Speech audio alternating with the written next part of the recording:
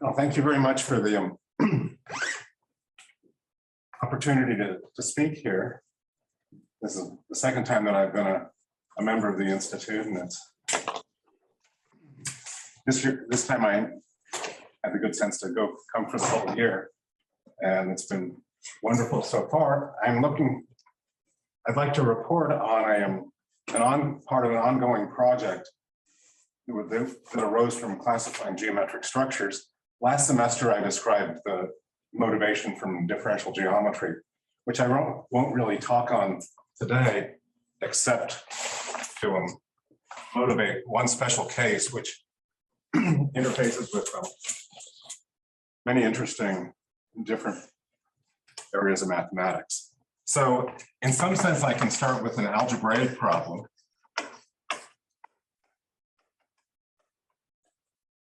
Given two groups, I and G, understand the structure of the space of, or the set of homomorphisms from pi into G. This has a lot of structure, say if G is abelian, in that case, on pi G is itself an abelian group, and if G is a Lie group, then this is an abelian Lie group. In general, say if G is just a real Lie group, or an algebraic group, that the space has the structure of an algebraic or an analytic set. And I'm interested in the structure of this set. It has a lot of symmetry. Any automorphism of pi and any automorphism of G acts by composition. There's a natural action of this space, of this group on this space, and I'll be particularly interested in a subset of this action. I'll quotient my composition with the inner automorphisms of G. And this is a space that arises in differential geometry as the space of flat connections, where pi is the fundamental group space. And this space has an action of the outer automorphism group, which is defined as the full automorphism group by the normal subgroup of inner automorphisms. And the inner automorphisms of pi are swallowed up by the inner automorphisms of G, and this group naturally acts on this deformation space. And in the applications I'm interested in, out pi is related to the mapping class group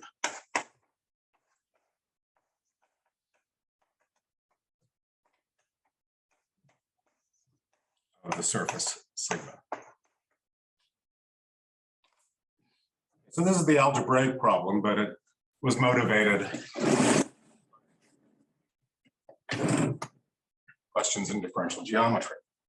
So as I described in the talks last semester, these are closely related to geometric structures on manifolds, whereby we're interested in a manifold M that is locally homogeneous. It's locally modeled on a homogeneous space X in such a way that the coordinate changes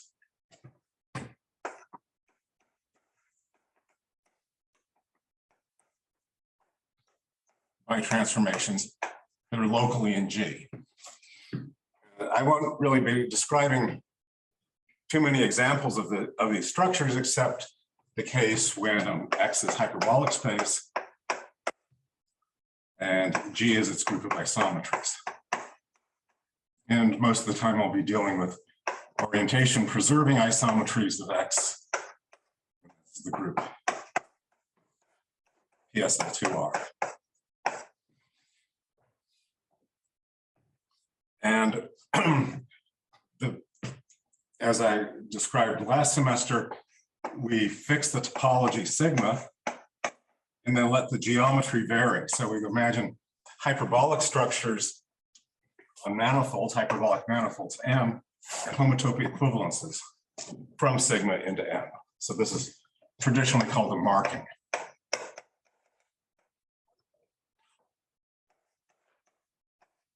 And this basically is like a topological coordinate system where we're fixing the topology so we can compare how the geometries vary, and then the space is of these structures tries to be locally homomorphic to this deformation space.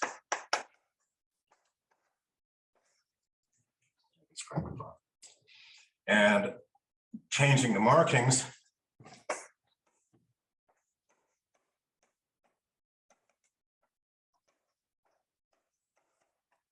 corresponds to the action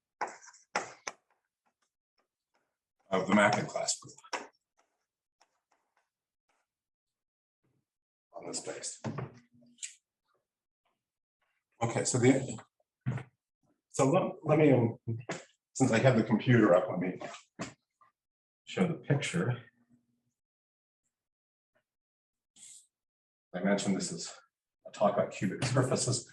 This whole lecture will be dealing with the properties of this polynomial, x squared plus y squared plus z squared minus xy z minus 2.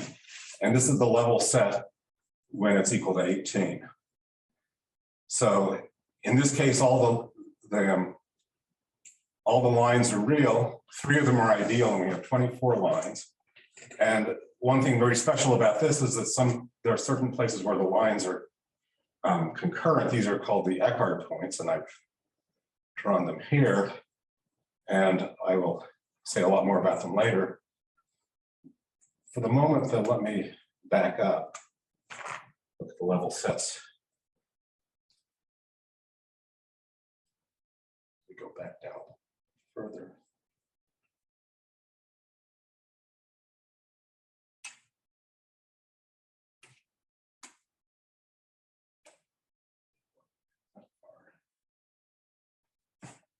Stop it.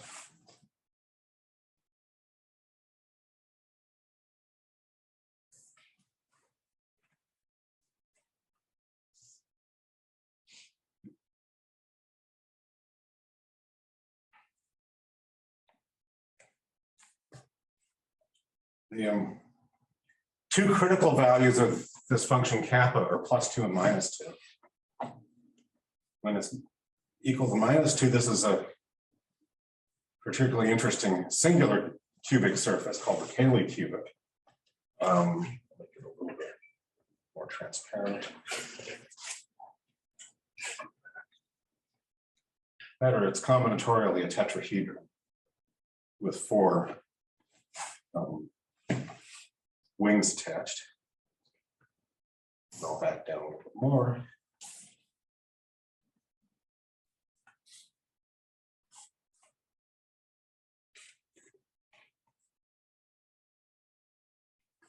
There's a level set when kappa is equal to 0, -1. Notice that there are 4 unbounded components and 1 compact component. I'll say more about this later. And when kappa is -2, that's the case I'm interested in for the moment.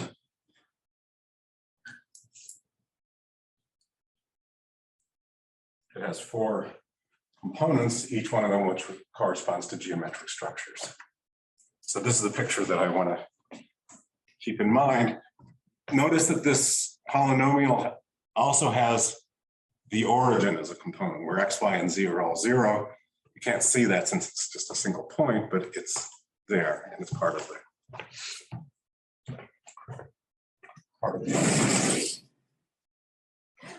Okay, so that's the parameter space. This is the equation that we're interested in.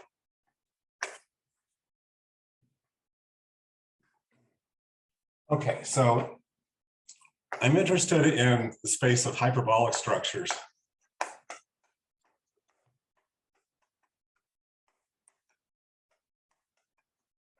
on a one-hole torus. So the notation I'll use is this a surface of genus 1 with one puncture. So it looks like this.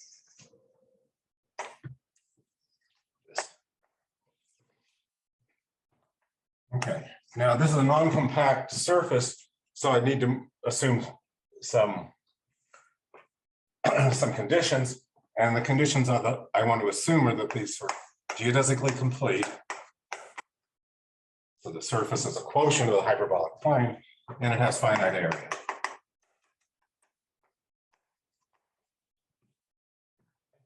And now the hyperbolic structures on this surface correspond to the complex structures, and this is going to, and I'm assuming marked.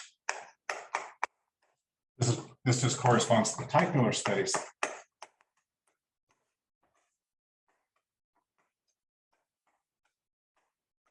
Of this topology. Uniformization theorem identifies these two. This is sometimes called the Fricka space.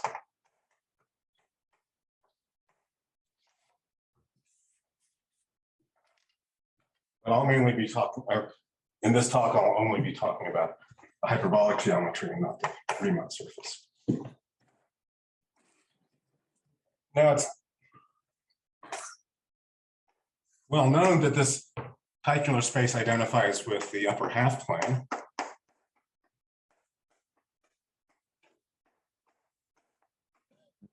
The correspondence is quite straightforward, where the hyperbolic surface is obtained by taking the complex line and then forming the quotient by a lattice.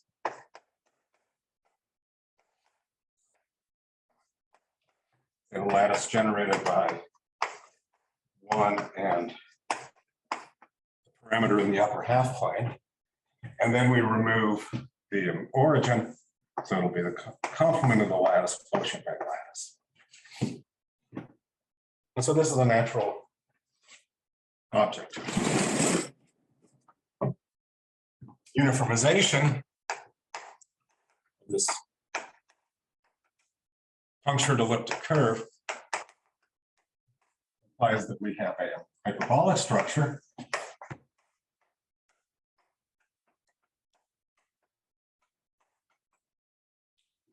And convenient for this talk now, since we have a marking, we can talk about particular generators or elements of the fundamental group.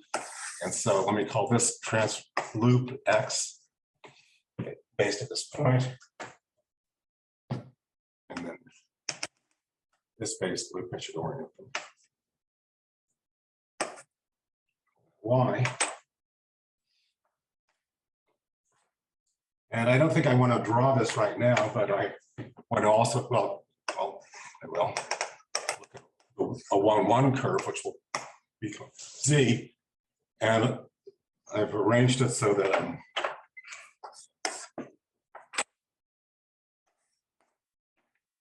XYZ is the identity in the fundamental group. So this gives a set of generators and relations for the fundamental group. And let me call K the element corresponding to the puncture.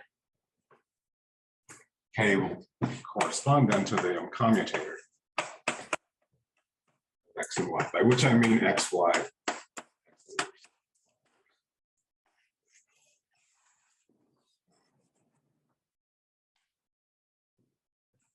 Hyperbolic geometry on the uniformization. So now M will be a hyperbolic surface quotient. Then we have the fundamental group of M, which is generated by X and Y. It's a free group. It's freely generated by X and Y, but it's useful to have a redundant presentation corresponding to the geometry. So XYZ is the identity, and K is the commutator.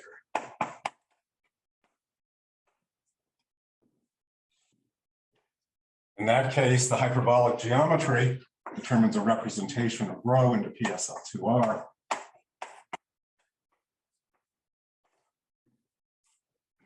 And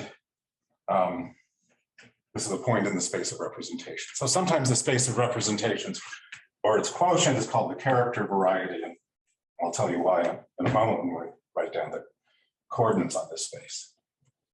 So now X, Y, and Z and K will be represented by equivalence classes of matrices in SL2. Okay, and now we have parameters.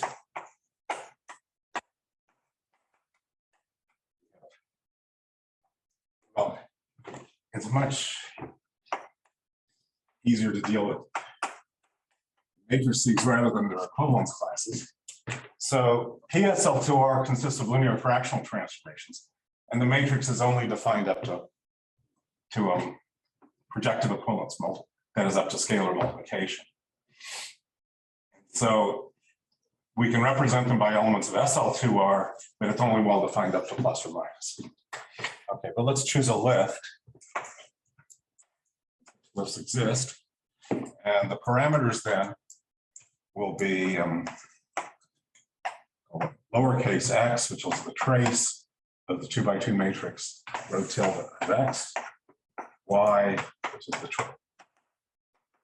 trace of rho tilde of capital Y, and z, which is the trace of rho tilde of z, which is just the trace.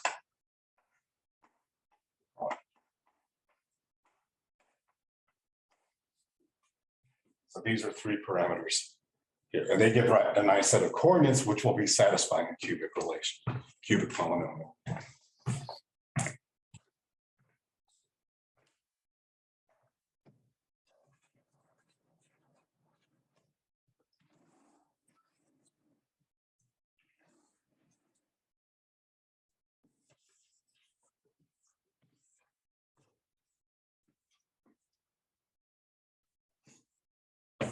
So the deformation space of hyperbolic structures on the surface, so the Bricka space of surface, the once punctured torus, can now be identified using these trace parameters as the set of X, Y, and Z in R3,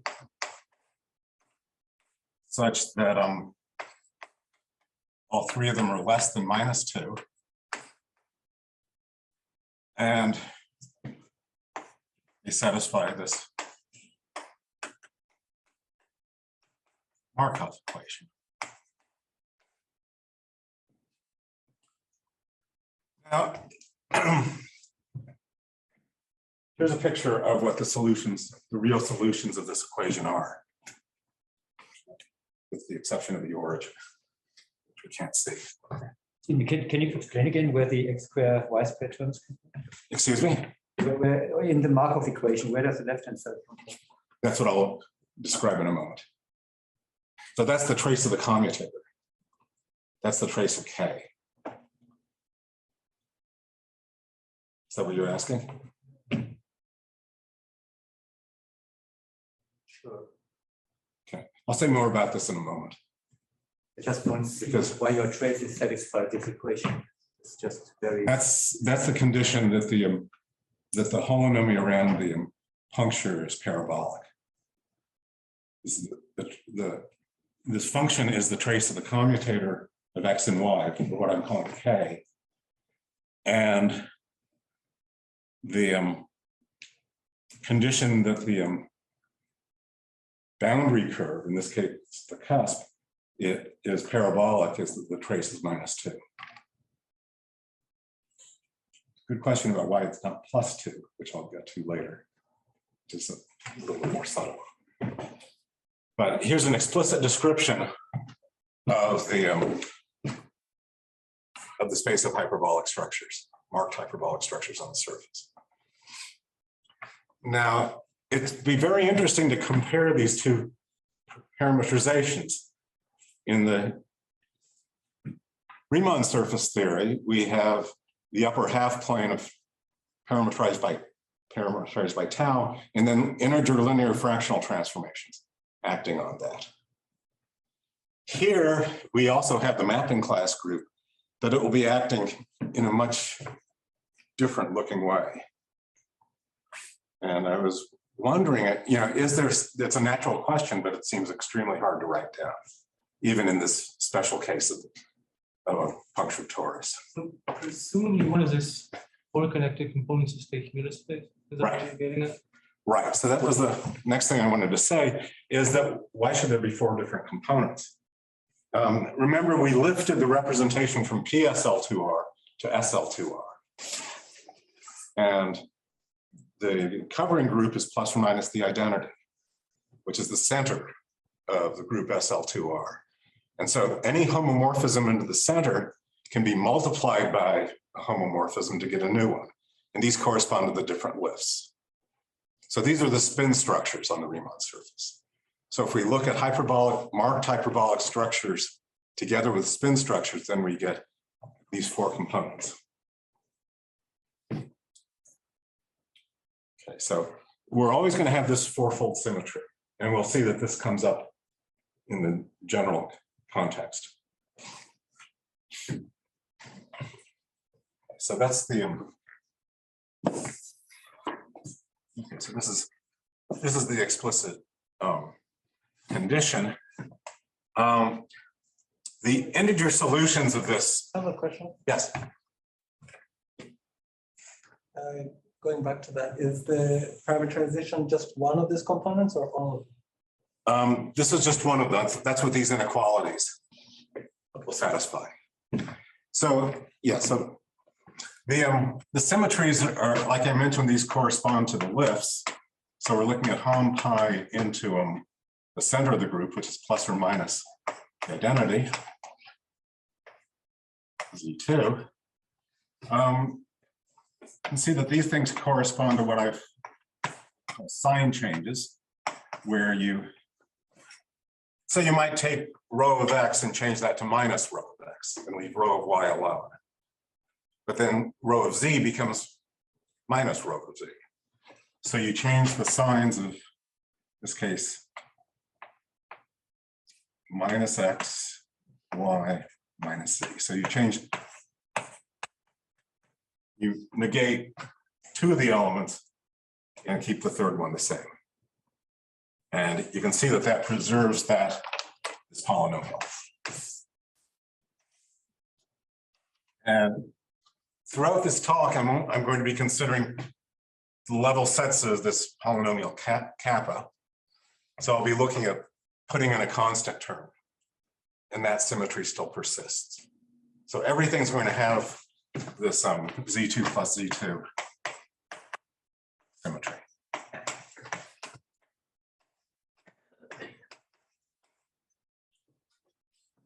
So that's where and this is, let's just keep track of that throughout the discussion, and it doesn't really play a difficult role.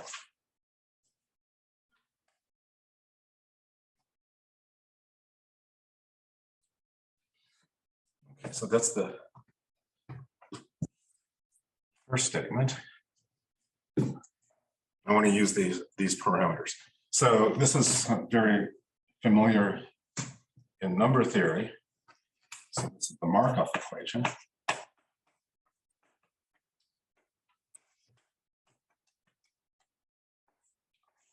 I forgot to look up the dates, but this was maybe 1870s or so, I think. And this arose from studying binary quadratic forms and Diophantine approximation. The Markoff triples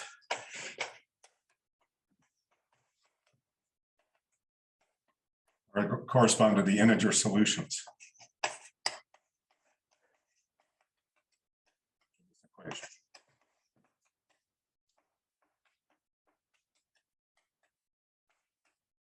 In terms of non-Euclidean geometry, these will correspond to hyperbolic surfaces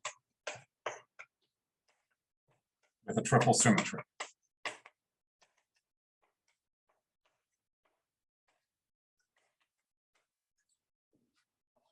Markoff triples will be the orbits under the mapping class group of the point 3, 3, this corresponds to an automorphism that takes x to y, y to a combination of x and y, but has order 3. Looked at terms of complex multiplication order 3.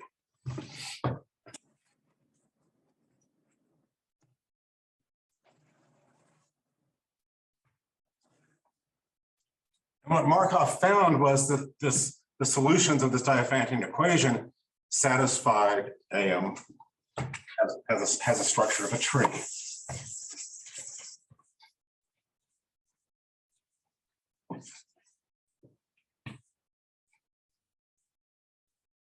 And so these are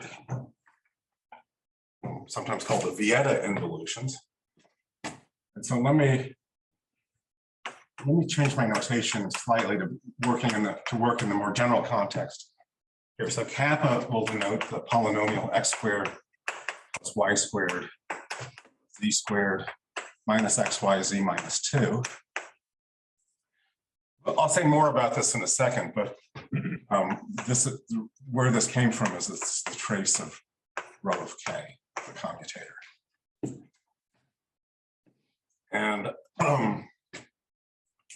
so the Markoff surface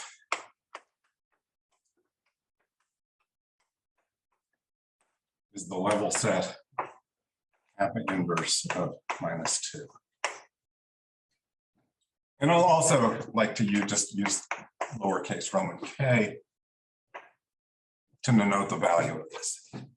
As I mentioned, this whole talk will be about the level sets of this polynomial, the real level sets. Okay, and the Markoff surface is here.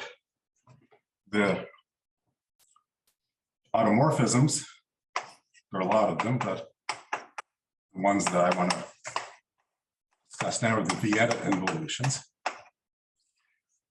Notice that this polynomial is a cubic polynomial because the leading term x, y, z, but its restriction to each coordinate line is quadratic. So if you fix x and y,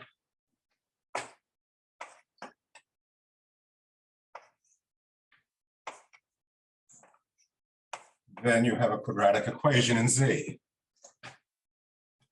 And we might take one solution, z, and replace it by another solution. In other words, the projection, the xy projection is a double branched cover. And this is going to just be the Galois group.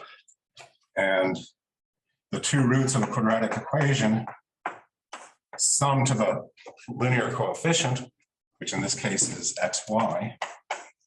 So the involution is just given by xy minus z. Okay. This is realized by an automorphism of the fundamental group, say that takes x, fixes x, takes y to its inverse. An element of SL2 has the same trace as its inverse. But now z gets transformed into whatever makes this work out, which will be y x inverse. So z is equal to y inverse x inverse.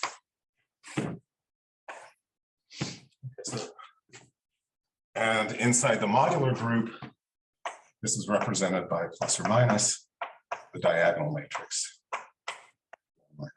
I'm slightly lost. So these evolutions are supposed to be symmetries of what? Of this polynomial. So I'm thinking of, I want to take automorphisms of 3 space, polynomial automorphisms, which preserve the polynomial. We've already seen some fairly simple ones where you change 2 of the signs but leave the third fixed. It's also a symmetric polynomial. So any permutation of the 3 variables x, y, and z. The dynamical system I want to describe will be generated by those linear automorphisms together with these Vieta involutions. And so, well, let me just repeat. We want to preserve this polynomial.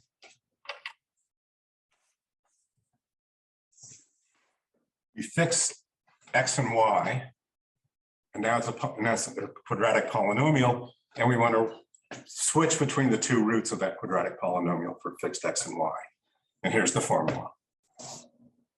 I'm a little confused by the formula. Are you telling that the commutator of X and Y and of X and Y inverse is the same trace? Yes. They're actually conjugate elements inside the free group. So the trace is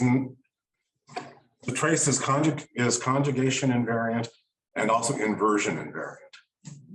And so It is the trace of the commutator. right, so the commutator of X and Y inverse, so that should just be so that's X times Y inverse times X inverse Y, and let's see, so that, so that would be the inverse of this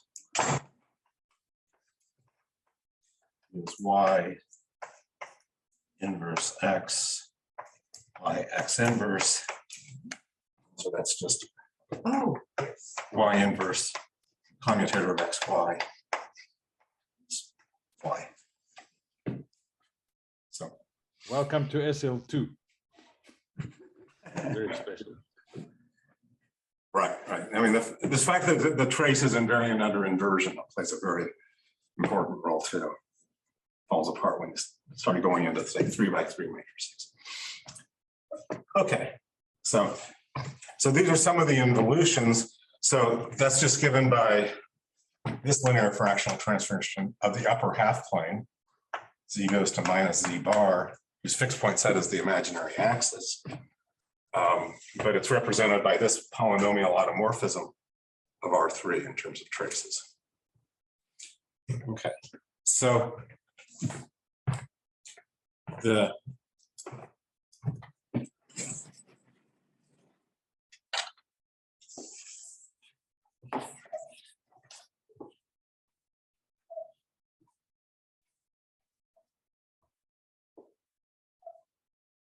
and then we get similar Vienna involutions where we say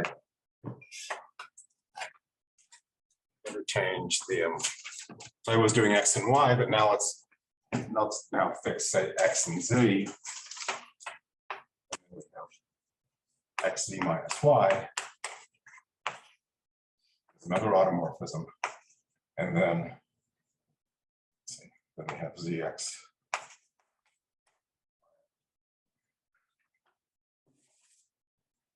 Of X, so that's YZ minus.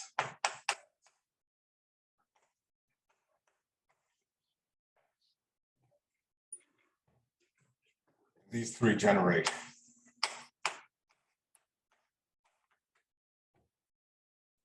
a free product of three.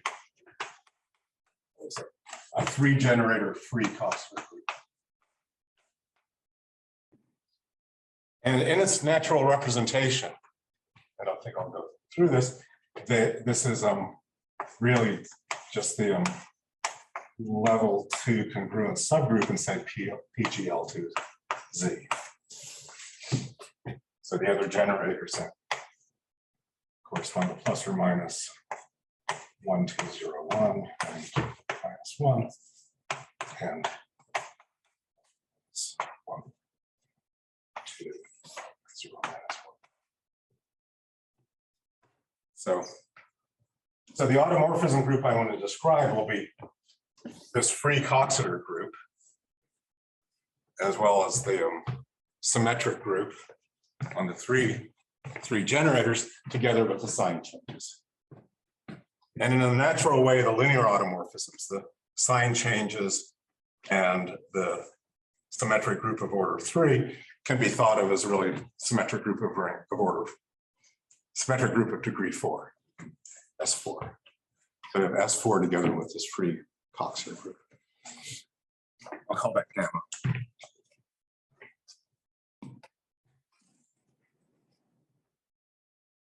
Okay, so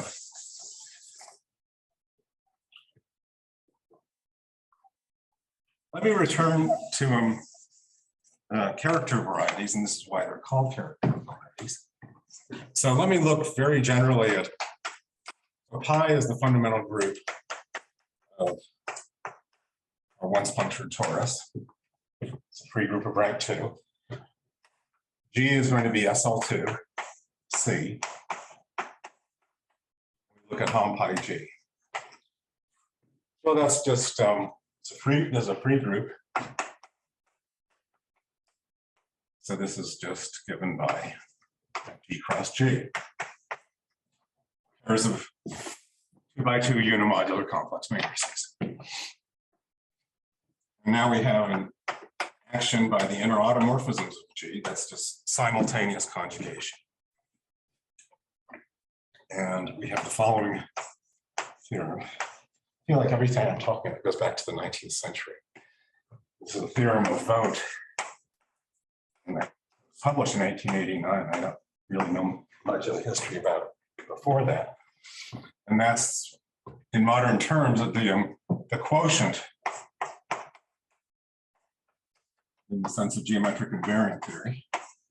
So now I'll look at the spec of the G invariant functions on hom pi G. So I look at polynomial functions, regular functions on pairs of matrices, and then I quotient in a crude but algebraic sense. So I look at regular functions on that are invariant.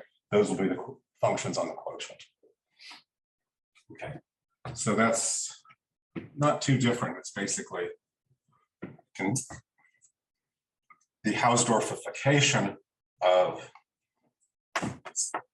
a logical quotient space, which fails to be Hausdorff, but in a very controlled way.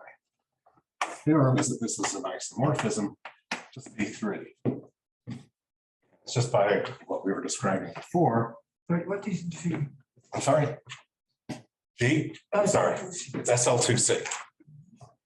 So rho, equivalence class of rho, maps into new variables x, which is the trace, rho of generator y, which is the trace,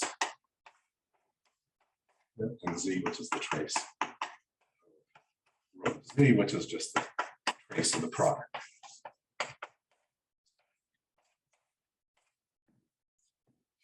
And that's an isomorphism. So the injectivity is that the different two representations have the same character, the same collection of traces, if and only if they're equivalent in this sense. If the representation is irreducible, then that means they're conjugate. If it's not, if it's reducible, then it means that the irreducible summations are equal. So, for example, this is an important example that we'll come back to later. If we have two generators, x and y, so rho of x given by this matrix, rho of y given by this matrix, then we can put in strictly upper triangular components without changing the traces, without changing the character, but yielding an inequivalent representation.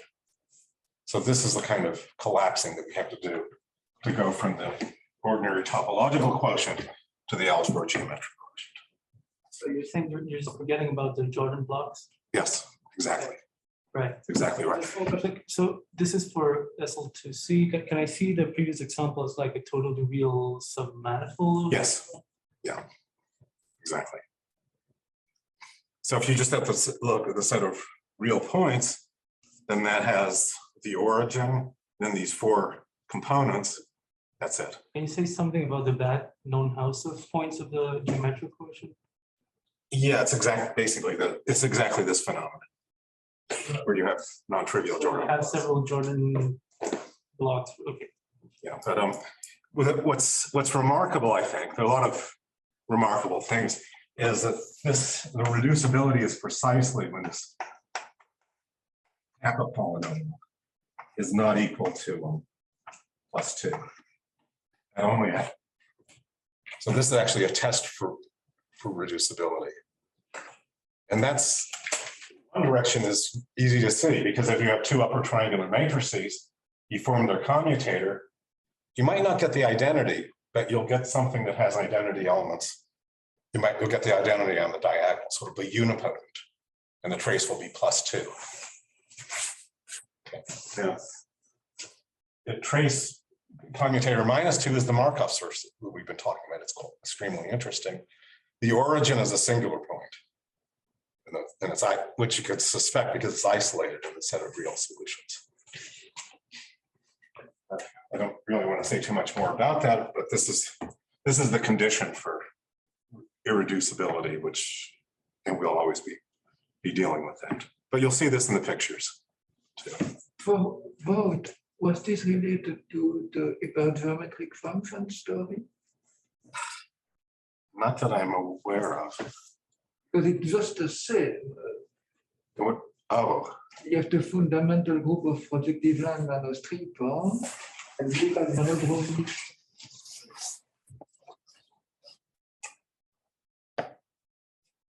I'm not sure I know a relation with the hyper. Okay, sir.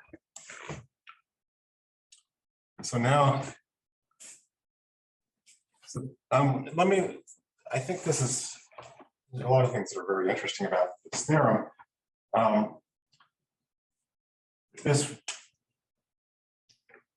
If you apply to say simple examples of triangles, the traces will correspond to the side lengths of the triangle, and the uniqueness statement is equivalent to the side or angle test for congruence in non-Euclidean trigonometry. So you can think of X and Y as being two vectors, and then this trace of the product will be like their inner product. So this is a statement that if you have two unit vectors and you know their inner product, that is the cosine between them, you know the configuration up to isometry. So this is an algebraic version of that statement.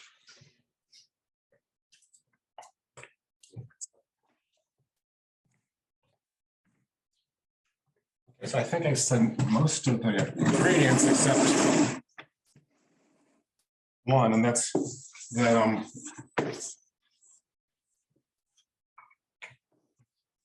this a lot of nice structure that's preserved. So in general, if I is the fundamental group of a surface like this,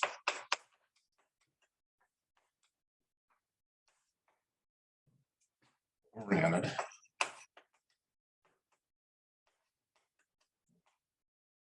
say compact, then the space, and so this is a nice this is an algebraic set. It may have singularities.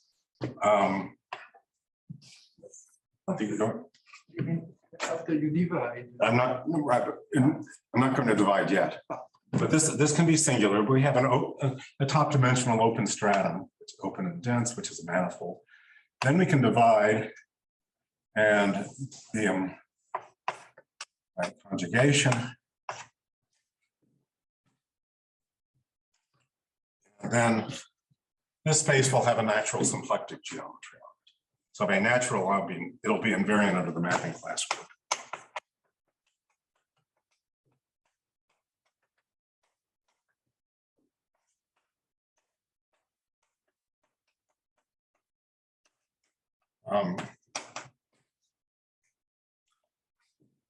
That's if M is closed.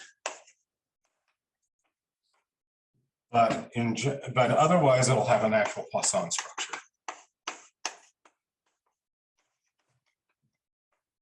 which we can think of as being a natural foliation by symplectic manifolds. Basically, algebraic structure that's needed to be able to define Posson brackets on the functions. I'm just wondering if the theorem preserves the symplectic structure. I mean, does that map a symplectic morphism in any way? No. Well, I think that's what I'm about to describe. because there's the natural Posson structure, which is coming from this polynomial cap.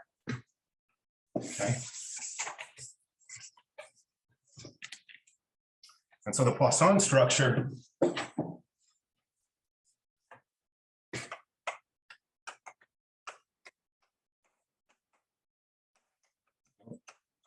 let's see, it's a homomorphic Poisson structure on C3. Maybe I'll just do it on R3. And it's obtained, I'm not exactly sure why this works, or it does, natural. The Poisson structure is given by an exterior bivector field. So it's an alternating covariant tensor, exterior covector. So it's given as follows: you take the differential of kappa and then take its inner product with the trivector field d by dx wedge d by dy wedge d by dz. So that's easy to write down.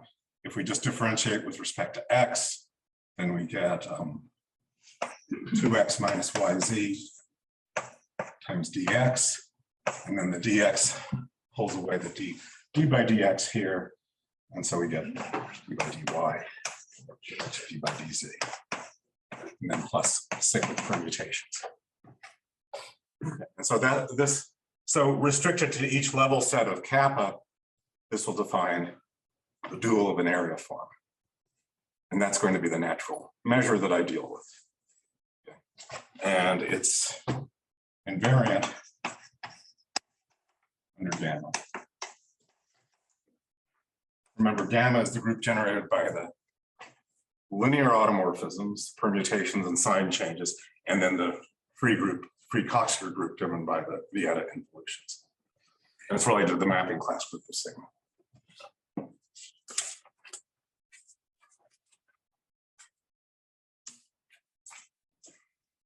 Okay, so this is the Poisson structure.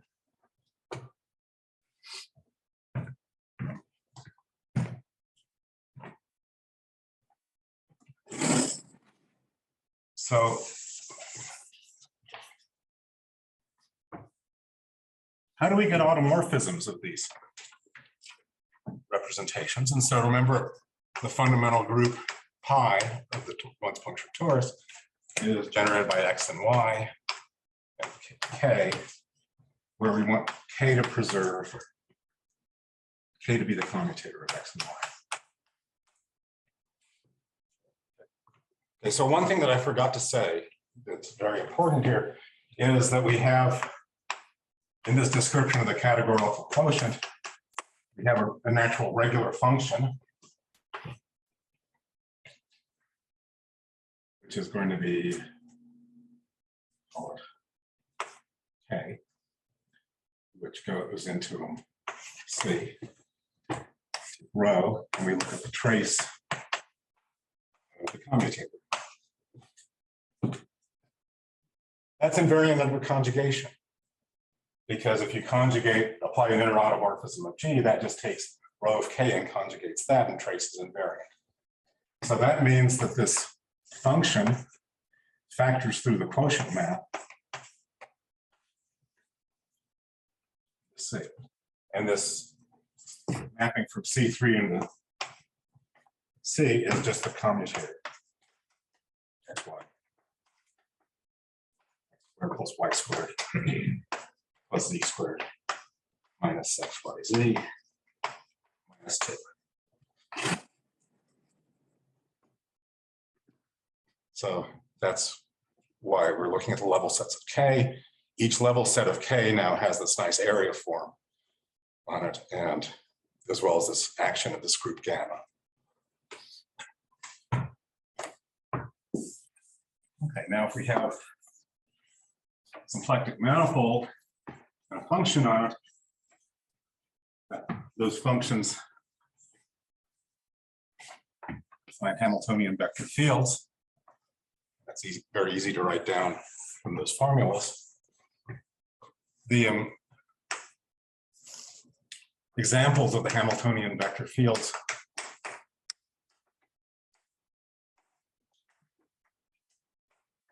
might call twist deformations. Sometimes can be regarded as twist deformations.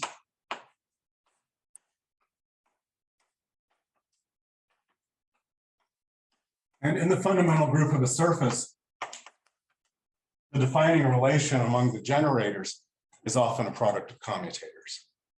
So for example, here we have that XY defining relation. And so we might have a deformation of the following form. Let's fix rho. We'll take rho, and now let's multiply it by something zeta on the right, and then multiply y by zeta inverse on the left. And we can see that the first term, xy, the two will cancel each other out. But if you take the commutator, okay, that looks like rho of x zeta, zeta inverse, these cancel, rho of y. Now we have something interesting, that we have zeta inverse, rho of x inverse, rho of y inverse, zeta. And so these will cancel if, remember this is just rho of z, if zeta is in the centralizer.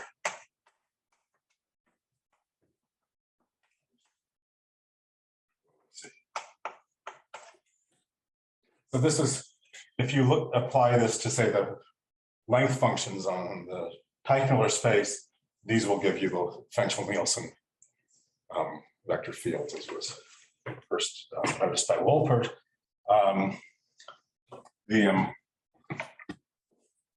More generally, you might imagine taking zeta b rho of z itself.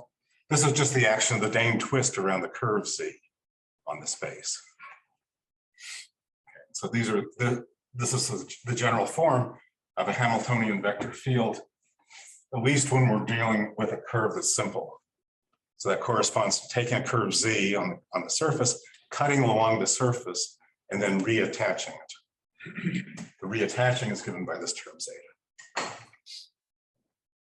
Okay, so let me now just go back to the computer.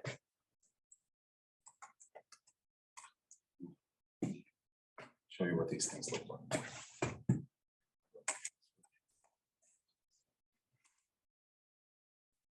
Okay, so here's the Markoff surface, and it has this action that we've been describing.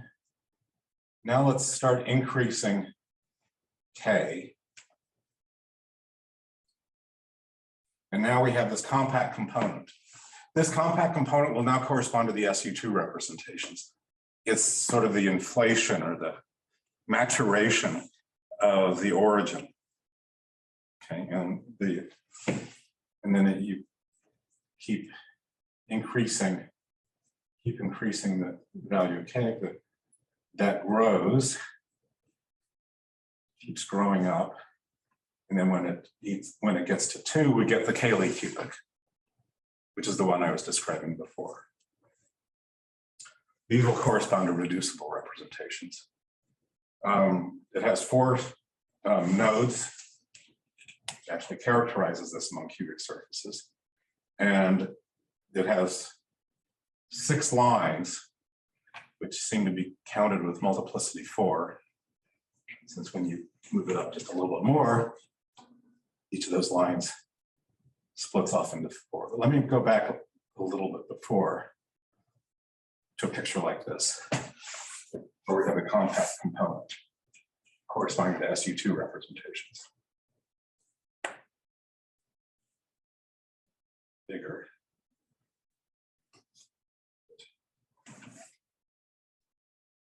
Dramatic shading. So this is like a rounded tetrahedron. This looks like a very interesting object to study in more detail because it has an action of this mapping class group, this SL2Z action on it. And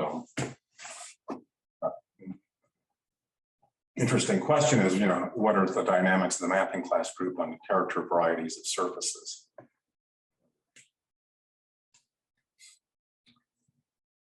it seems to be very mysterious. Let me show you a better picture to illustrate some ideas. This is a picture of the same thing, but also drawn with Mathematica of the compact component. The way Mathematica draws things is by looking at the level sets of the three coordinates, which is perfect for this discussion because the three coordinates x, y, and z are functions on this symplectic manifold, namely a two-sphere. And then the orbits of the Hamiltonian vector field will be the level sets. So that's what these three curves, x, y, z level sets depict. And as I just mentioned, if you look at the Dane twist around x or the Dane twist around y, that's also given by these twist deformations. And so for almost all level sets, this twist, the Dane twist is going to be acting by an irrational rotation of the circle with this level. And that's going to be, that's one of the first examples of an ergodic action. And what this shows is that if you have any set that's a measurable set that's invariant under the Dane twists around x, the Dane twists around z, that it'll be almost everywhere constant.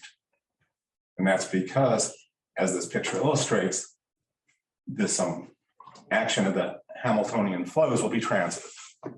So any point can get to any other point by enough actions of the discrete dynamical systems. So from that, one can deduce that the actions that the action of the mapping class group on components of character varieties for compact Lie groups is ergodic, which was proved by Eugene Zellum and Doug Pickrell in general. As long as I should also mention that you actually you're proving something much stronger, that every orbit is dense. Logically. Almost every orbit. Is it? No, I think you're proving it's minimal. Yeah, almost every is ergodic. Yeah, that's what you proved. Yeah. I thought that. Yeah, no, I don't. There are some.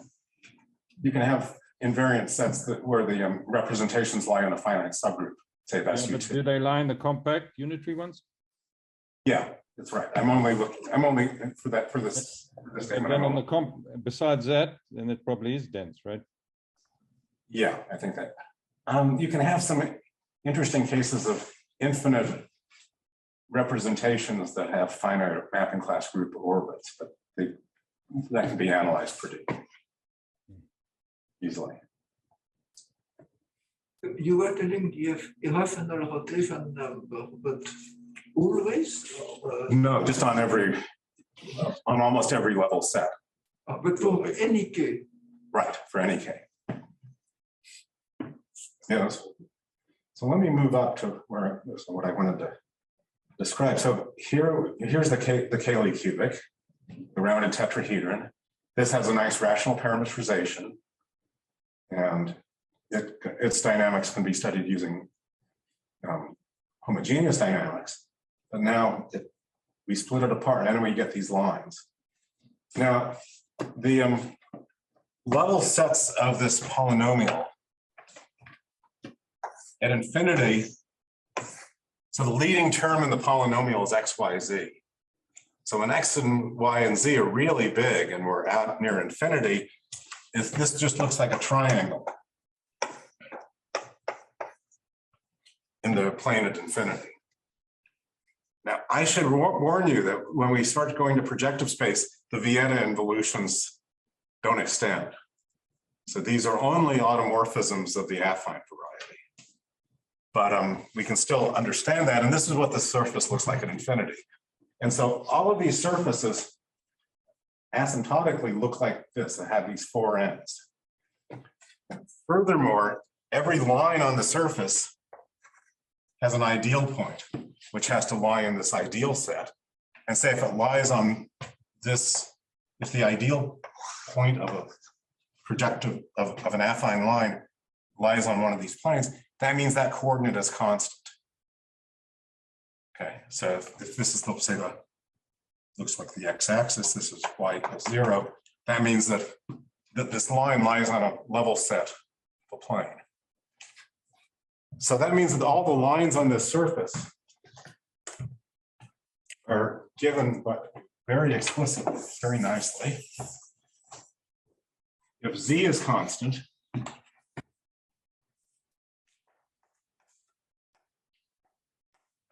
y, and we have a quadratic form, which I'd like fixing z and looking at x and y, so that's x squared plus y squared minus zxy. And that's going to be set equal to a plus 2 minus z squared.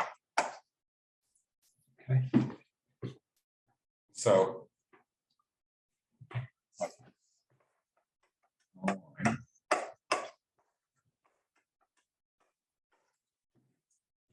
so when can that define a line? That defines a conic, but when does the conic become degenerate? Well, there are two cases. One is when this thing factors x plus or minus y squared. That's when z is equal to plus or minus 2 equals k minus 2. Parallel lines.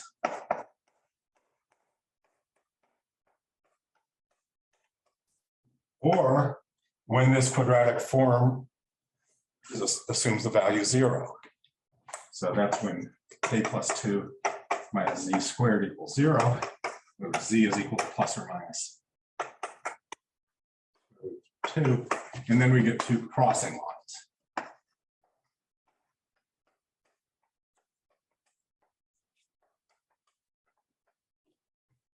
Simple count of these cases shows that you get 8 lines. 4 pairs of parallel lines and 4 pairs of 4 pairs of crossing lines. Okay, and so you get, wait, no, got that wrong. You get 8. You'll get 8 lines in the Z family. Similarly, you get 8 lines with x constant and 8 lines with y constant. You get 24 lines. And now there are 3 lines at infinity, which are given by the ideal set. So that's what these pictures represent. These lines. Now the lines themselves, that I just mentioned, have the property that one of the coordinates is constant, which means that it lies in the orbit of one of the Hamiltonian flows. And so this can be written down very explicitly that these are the case of Hamiltonian flows in which the twist flows, where the dependence is especially nice, it's linear. So you can interpret that. Okay, so let me keep going up. I should mention too that this computer program was written by a then undergraduate, Ajit Gary, now graduate student in the physics department at George Mason University. We have some trouble picturing the tree line at infinity from those finite pictures. Can you help? Well, I think the 3 lines, I think that's, you want to think of these as the 4 ends of the surface. Yes. So out near infinity, you have one of the ends would be in here, another end would be here, another end would be here, another end would be here. So the asymptotic picture of these. Okay, so here's now run out of time. So let me just summarize what the main result is. So it's a pretty old result from 2003, I believe. But it's only recently that I learned the relationship with the classical theory of the lines on a cubic surface.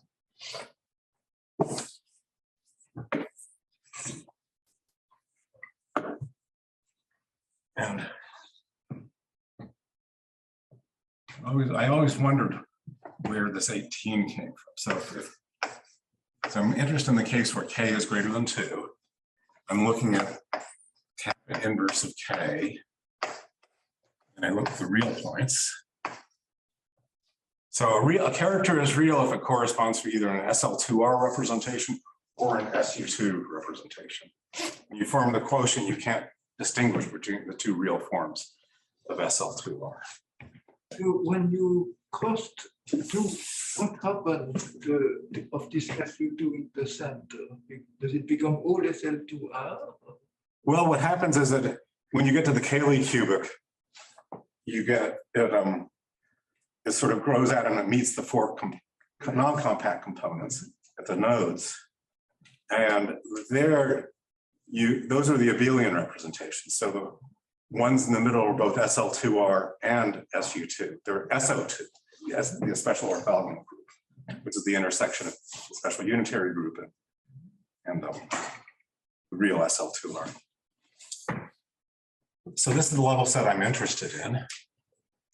These are all, there's no topological bifurcation. They're all 4-hole spheres. If k is between 2 and 18, then the gamma action is ergodic with respect to beta. And when k is greater than 18, it has wandering domains.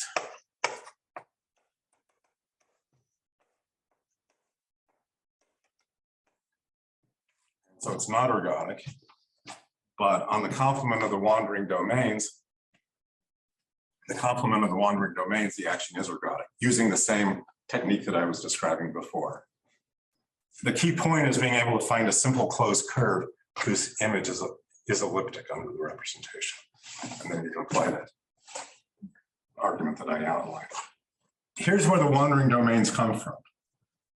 So we have our fixed topology sigma is a 1-hole torus. But this has hyperbolic geometry in different ways.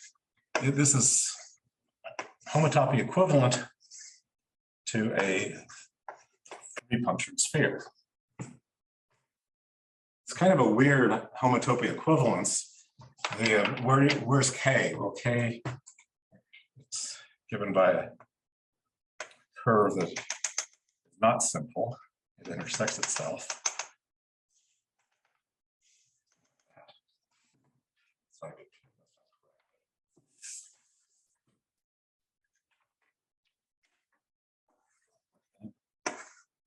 So here's the commutator curve.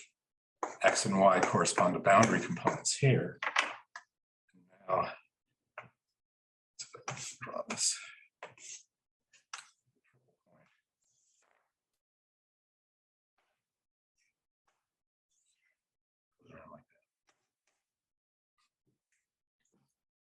So I want to take this hyperbolic surface to be the complete finite area. Rice punctured sphere. It has character -2, -2, -2. And it has a homotopy equivalence to this. They both have the same fundamental group, two generator free group. And kappa as the trace of k is equal to 18, as can be just evaluated here. And then when kappa is greater than 18, then look at deformations of these now where the 3-punctured sphere becomes a 3-hole sphere. And those correspond to triangles. So let me close by just showing where these things are. This is a very famous cubic surface when you projectivize and complexify. It's the Klepsch surface that has a vast literature. And the projective cubic has an maximal automorphism group, which is a symmetric group of degree 5. Okay, so here's this case here. Which is a Klepsch surface?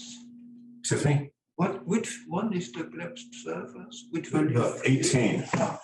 It's exactly this one. And this is an Eckhart point. So an Eckhart point is an accidental intersection of three lines. So in general, two lines will intersect. And here's where the Eckhart, I've drawn the Eckhart points here. There are four of them. And they correspond to -2, -2, -2. So those you said were the integer solutions to the equation? Is that what you said? They are integer solutions. The precises? I'm trying to remember. What I was saying before was dealing with the Markoff surface, Yeah. which goes back to Markoff. I think there's some more integer solutions for this one, which was interesting. I mean, these correspond to discrete orbits, even though the action is ergodic on the set. So let's stare down at the Eckhart point.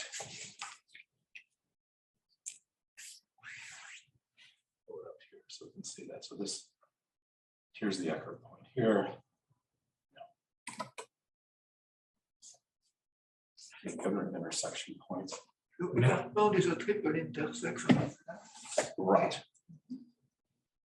And the lines are colored according to whether the x coordinate, the y coordinate, or the z coordinate is constant. And this is where x, y, and z are all equal to -2. Now let's deform corresponding to the hyperbolic geometry where the punctures are opened up into funnels. Okay. And now the Eckhart point, which we're staring at in front of us, this one here, disappears and is replaced by a plane that contains these three lines. So this little triangle here is going to be moved around disjoint from itself under the mapping class group action, with the gamma action. And by using the same kind of tree structure that Markoff used, one can show that the action is ergodic and that these are exactly these correspond to hyperbolic structures on a pair of pants where this self-intersection curve is a geodesic of fixed length related to K. So those are the wandering domains for this action. And this is the place that even though the topology doesn't bifurcate, it's because of these lines and the properties there that the dynamics bifurcates. And so we'll stop there. Thank you for your attention.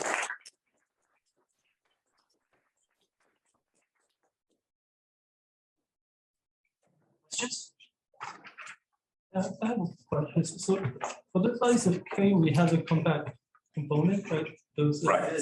component. That's right. Or you were discussing, Peter, like it has this algebraic action presumably, so we have some homogeneous thing. Oh, that's on the Caylor surface, Right. that you got homogeneous dynamics.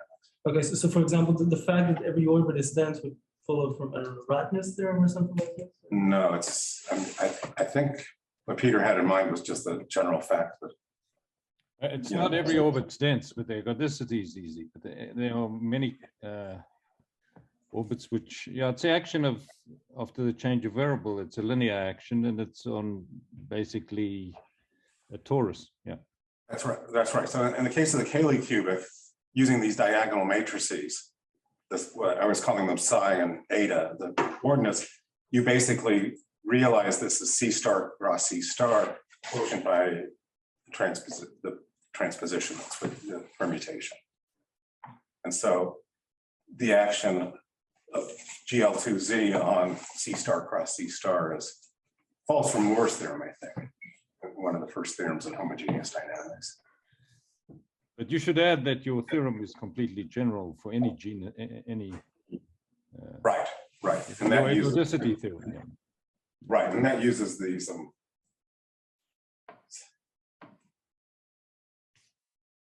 this picture here, that the Dane twists are given by rotations along the level sets in these different coordinates, and then get a transitivity because there are enough simple closed curves to fill out the whole space.